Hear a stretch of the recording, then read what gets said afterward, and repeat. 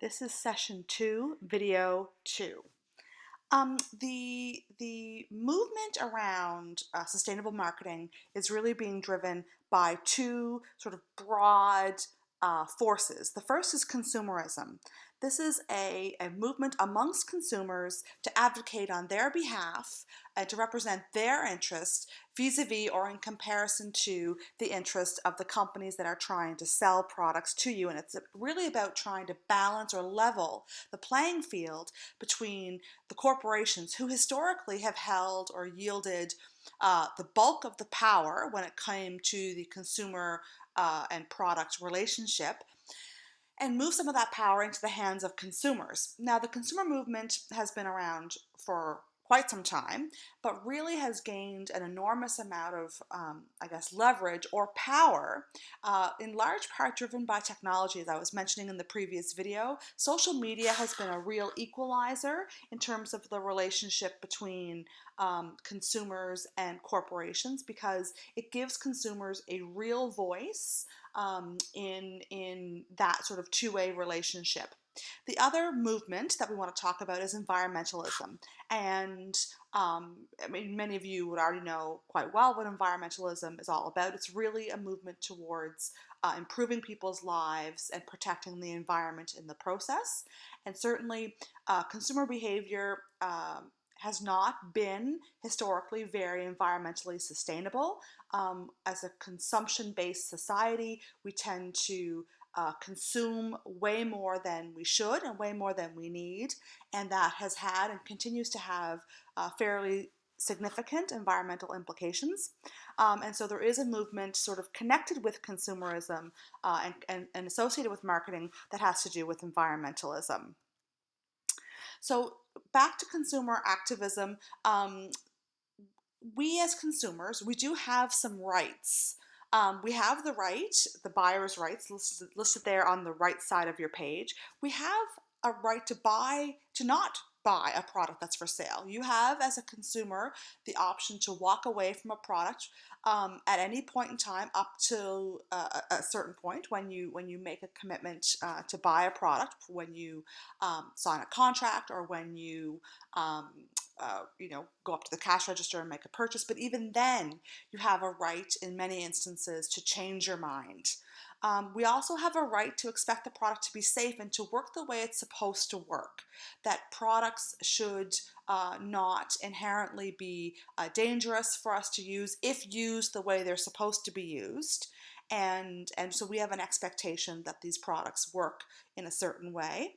And we also have a product expectation, that the product performs the way it is supposed to perform. And this one's really interesting because we've all seen examples, say for laundry detergent or cleaning products, that assure us that they can get those sweat socks gleaming white again, or get your floors gleaming white again. And in reality, sometimes the products that we purchase do not necessarily live up to those claims, but we have a right to expect them to live up to those claims, and we have recourse if products claim to perform in a certain way and don't live up to those expectations. And we've actually seen fairly recently, in the past several years, some activism on the part of consumers who've actually sued or taken products or brands to court because they've made claims that just simply weren't factual. One of them would have been the Activa yogurt, that claimed to sort of do all these magical things for your digestive system. That turned out not to be true. It's not that the yogurt's not good for you, it's just the claims that they were making extended far beyond what the product actually was proven to do. And another one that was really interesting was the Skechers sneakers, the ones that had the sort of the curved bottom, and they said that they were a really good workout, and that famous celebrities wore these, and this is all the workout that they needed to do. Turned out that that was just bogus, and consumers sued the company for basically false advertising and not performing the way the product claimed. But sellers also have rights. So looking at the left side of your screen, sellers have the right to introduce any product at any size and any style to consumers. and they have a right to charge any price they want for the product, because ultimately, again, consumers are the ones who decide whether or not they're willing to pay that price. They have a right to spend any amount they want to promote the product, use any product messaging, and use any buying incentive schemes that they want. Now, there are some limitations to these rights. For example, there are certain products or certain regulations around what kind of messaging you can use for certain kinds of products that are heavily regulated. So these rights aren't absolute. There are some limitations in certain instances, but in general, in a free market system like we have here in Canada and in the United States, in general, we tend to give a considerable amount of leeway to sellers to pursue their business opportunities as they see fit. So consumer activisms, what do consumer advocates call for? Well, they call for more rights so that consumers can be better informed about various aspects of the products. For example, things like nutrition labels on food products. That's not something that the food industry ever wanted to do, I can promise you. But it was actually a result of consumer activism um, by consumer advocates who said consumers have a right to know exactly what products or what ingredients are in the food that they're consuming and what the nutritional value of that food happens to be. Consumers have a right to be protected from bad products and practices, and so if products don't work the way they're supposed to, or in fact are dangerous to you, there are legal recourse for consumers who happen to be injured by a product that was, poorly made. Um, we have rights to influence products to improve our overall quality of life. Consumers want to have a voice in the products that they're looking for, and so more and more companies are actually turning to consumers as great sources of information um, to help them develop the products that are actually going to improve the quality of our lives. And we also consumers are advocating for the preservation of the world. This sort of ties into the environmental aspect for future generations. So we're demanding things like better packaging, more responsible transportation, more responsible sourcing of components of various products. We're demanding those things as part of our consumer activism. Oops, sorry. When it comes to environmentalism, there is a lot of legislation, a lot of government regulation around environmentalism. It really first came into the forefront in the 1960s and 70s as people became aware of our behavior and how our behavior was impacting the environment around us. In the 70s and 80s, we saw lots of intervention by government, resulting in a rejuvenation of environmental law. But in this day and age, we're actually seeing more and more companies really focusing on how they can be more environmentally responsible. And it's in large part, there's two real reasons why companies sort of uh, take on environmentally sustainable practices. The first is because hopefully they have a conscience and they recognize that they have an impact on the world around them and that they want to do good in our communities. But the other reason why companies are interested in environmentalism and why they're practicing environmentally sustainable practices is because consumers are demanding it. So as consumers, if we want to see the corporate citizens of the world making more environmentally sustainable decisions, we have to continue to demand it as a consumer. So this is just a little chart about environmental sustainability, things like prevention of pollution and reducing our overall waste. Product stewardship in terms of managing the environmental impact of products throughout the product's life cycle. So things like electronics is a great example of this, where the electronics industry, technology industry, are actually making electronics last for shorter periods of time and are pushing consumers to replace electronics much more rapidly than we did a couple of generations ago.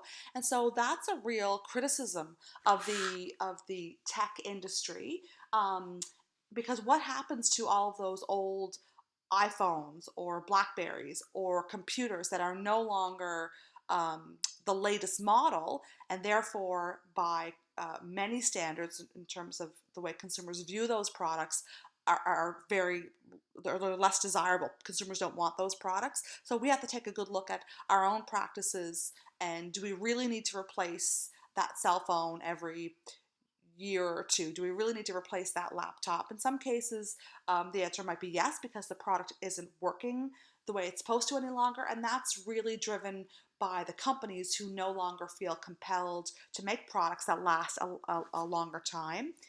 So companies are investing in new technology that helps the environment, whether it's new forms of packaging or new ways of delivering products. They're looking for clean technology, even things like bagless stores where you don't get a bag, or banks now you have to actually request a receipt if you do a transaction on the ATM. Those are all ways technology is helping us be a little bit more environmentally responsible.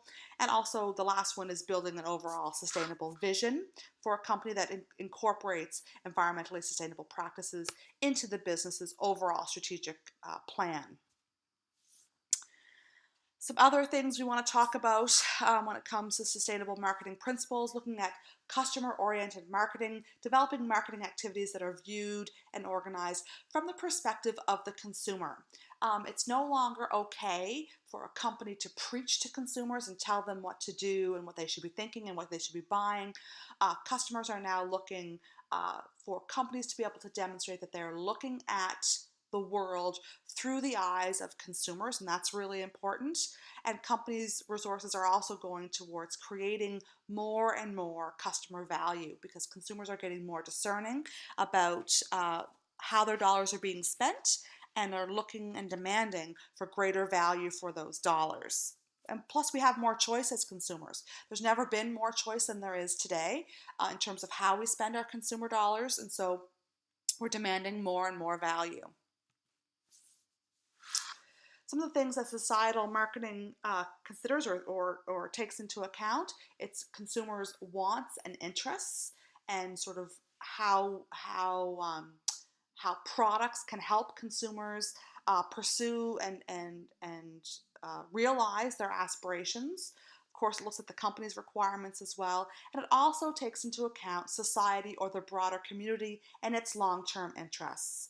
Patagonia is a great example of a company that doesn't just focus on selling their products. They focus also on who their consumers are. Typically, their consumers are outdoorsy, very environmentally aware, and very environmentally conscious consumers, and they actually encourage consumers not to buy or replace products that don't need to be replaced, that they should instead get the most use out of a product before it's actually replaced, because there's no need to prematurely throw out certain products, in this case their jacket, when it actually works just fine.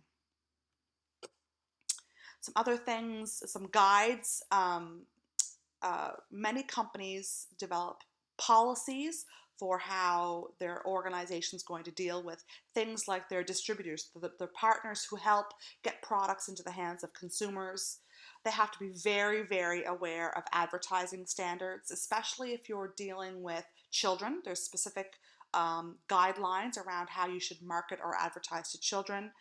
If you're marketing or targeting other vulnerable groups, say for example individuals with disabilities, or the elderly, or the mentally infirm.